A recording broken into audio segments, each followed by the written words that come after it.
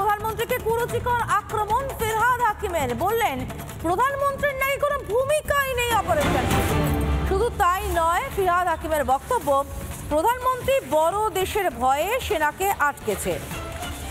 প্রধানমন্ত্রীকে কুরুচিকর আক্রমণ রাজ্যের মন্ত্রী ফিরহাদ হাকিমের। কিভাবে একথা বললেন ফিরহাদ হাকিম? অপারেশন সিঁদুরে নাকি প্রধানমন্ত্রীর কোনো ভূমিকা নেই, শুধু তাই নয়, তার গলায় কার্যত দেশদ্রোহিতার সুর। তিনি বলছেন প্রধানমন্ত্রী বড় দেশের ভয়ে সেনাকে আটকেছে।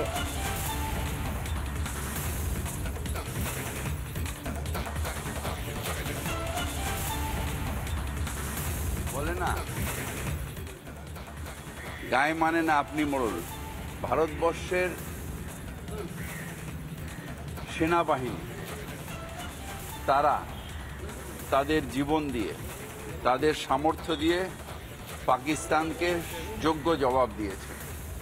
এখানে প্রধানমন্ত্রীর কোনো বড় কিছু নেই, বরং একটা বড় দেশের ভয়ে সেনাবাহিনীকে আটকে দিয়েছে কাপুরুষের মতো। সেটা অন্যায়। ভারতের সম্মান রক্ষা করেছে আমাদের ভারতের সেনাবাহিনী। তাদের আজকের দিনে আমরা স্যালুট জানাই। পাল্টা জবাব দিয়েছে বিজেপিও। রাজ্য বিজেপির সাধারণ সম্পাদক জগন্নাথ চট্টোপাধ্যায়, তিনি কি বলছেন শুনুন। ফিরহাদ হাকিমকে অপারেশন সিঁদুর নিয়ে কোনো কথা না বলাই ভালো। যিনি তার নিজের কনস্টিটিউয়েন্সিকে মিনি পাকিস্তান বলেন, তার কাছ থেকে অপারেশন সিঁদুরের কার সাফল্য সেটা আমরা শুনতে চাই না। উনি ওনার মিনি পাকিস্তানেই থাকুন। বিজেপি ক্ষমতায় হলে রাজ্যে এরকম যত মিনি পাকিস্তান আছে সেটা কিভাবে হিন্দুস্তানের সঙ্গে যুক্ত হয় আমরা শেখাবো। অর্থাৎ কোনো না কোনোভাবে তৃণমূলের কাজ হচ্ছে প্রধানমন্ত্রীর সমালোচনা করা, এবং সেই সমালোচনা করতে গিয়ে যে কোথাও দেশদ্রোহিতার বীজটাকে বপন করছে তৃণমূল, তা নিজেও বুঝতে পারছে কিনা সন্দেহ আছে। এতদিনের রাজনীতি করা ফিরহাদ হাকিম, রাজ্যের মন্ত্রী, তিনি কি বললেন? তিনি বললেন বড় দেশের ভয়ে প্রধানমন্ত্রী নাকি সেনাকে আটকেছে। এটা কি কার্যত দেশদ্রোহিতার সুর নয়?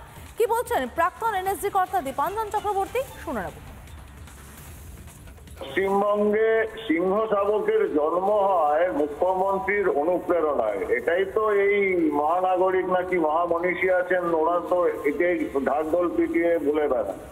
শৌচালয়েরও উদ্বোধন হয় মুখ্যমন্ত্রীর অনুপ্রেরণা।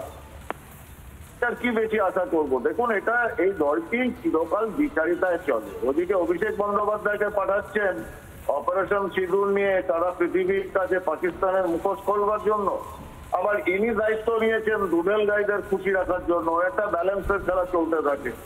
এটা যদি কোনো অশিক্ষিত মানুষ বুঝতে না পারে যে একটা দেশের সেনাবাহিনীর যে ডিসিশন গুলো হয়, সে ডিসিশন গুলো পলিটিক্যাল ডিসিশন, এবং সেটা নেন কিন্তু রাষ্ট্রের প্রধানমন্ত্রী। সেটা জেনে এই ডিসিশনটা ইমপ্লিমেন্ট এক্সিকিউট করে সেনাবাহিনী। সেনাবাহিনীর কৃতিত্বকে বিন্দু মাত্র ছোট না করে বলতে হবে যে এই ডিসিশনটা ভারতের রাষ্ট্রপ্রধান প্রধানমন্ত্রী নিয়েছে। তো ওনাকে কৃতিত্ব দেবো না, কাকে দেবো? এই মহামনীষীকে দেবো? ওনারা বরং ওই জসিমউদ্দিন রহমানি, সিদ্দিকুল্লাহ চৌধুরীদের নিয়ে ব্যস্ত থাকুক। এই দলটির দেশপ্রেম, রাষ্ট্রীয় সুরক্ষার প্রতি দায়বদ্ধতা নিয়ে বহু প্রশ্ন আমরা করেছি, বাংলার মানুষও করছে। এই এত কথা ফিরহাদ হাকিম জানেন না এমনটা হতে পারে না। তিনি রাজ্যের মন্ত্রী, তিনি সবটা জানেন এবং জেনে বুঝে এই মন্তব্যগুলো করেছেন। এই মন্তব্যগুলো করেন কারণ রাজনৈতিক বিরোধিতা, এবং সেটা করতে গিয়ে দেশের সার্বভৌমত্ব কোথাও গিয়ে প্রশ্নের মুখে পড়ে যায়, সেটা বুঝতে পেরেও ফিরহাদ হাকিমরা এই ধরনের কথাবার্তা বলে যান। প্রাক্তন পুলিশ কর্তা অরিন্দম আচার্য, তার সঙ্গে কথা বলেছিলাম আমরা, তিনি কি বলছেন শুনবো। মানুষ অপমান করছে, তেমনি সাইমেলটেনিয়াসলি দেখুন যে on account of this issue আজকে মুখ্যমন্ত্রীকে অপমান করছে।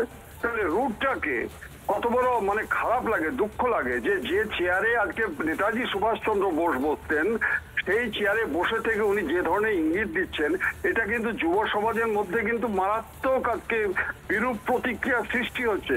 আমি তো ব্যক্তিগতভাবে মনে করি গতকালকে কাশ্মীরের যে ইস্যুটা আপনারা দেখলেন, সারা ওয়ার্ল্ড কেঁপে গেছে, সারা পৃথিবী কেঁপে গেছে। এই হচ্ছে সেই প্রধানমন্ত্রী যার আগেও কেউ নেই, পিছনেও কেউ নেই, তার রিলেটিভ কেউ নেই যে দুর্নীতি করে তার মাসি পিসি নাতি পুতিকে টাকা রেখে যেতে হবে।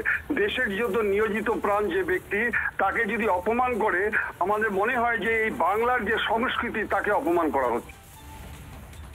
বিজেপি নেতা তাপস রায়, তার সঙ্গেও কথা বলেছিলাম আমরা, এবং একটাই প্রশ্ন আমাদের, ফিরহাদ হাকিম যে কথা বলছেন, যেভাবে বলছেন, সেটা কি কার্যত দেশদ্রোহী তাই নয়? কি বললেন তাপস রায়, শুনুন।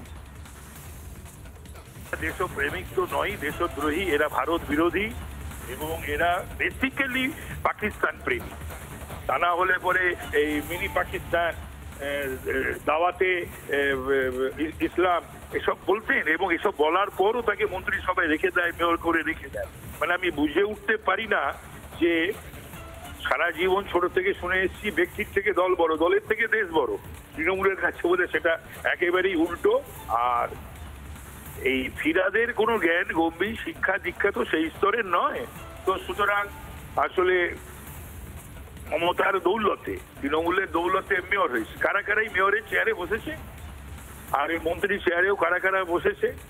এই মমতা বা তৃণমূল না হলে পরে যারা যারা আজকে যেখানে যেখানে গেছে, পৌঁছেছে বা বসিয়ে দেওয়া হয়েছে, তারা কি কখনো সেই জায়গায় যেতে পারতো, পৌঁছতে পারতো?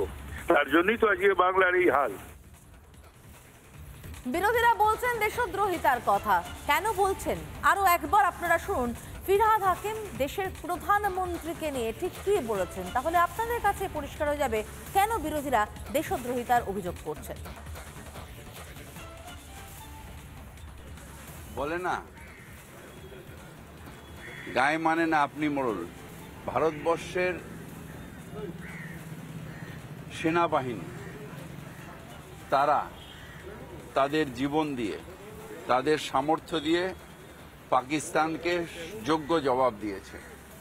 এখানে প্রধানমন্ত্রীর কোনো বড় কিছু নেই, বরং একটা বড় দেশের ভয়ে সেনাবাহিনীকে আটকে দিয়েছে কাপুরুষের মতন। সেটা অন্যায়। ভারতের সম্মান রক্ষা করেছে আমাদের ভারতের সেনাবাহিনী। তাদের আজকের দিনে আমরা স্যালুট জানাই।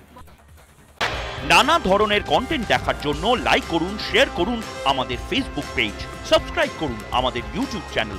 পাশাপাশি অন্যান্য ব্রেকিং নিউজের জন্য অবশ্যই চোখ রাখুন রিপাবলিক বাংলায়।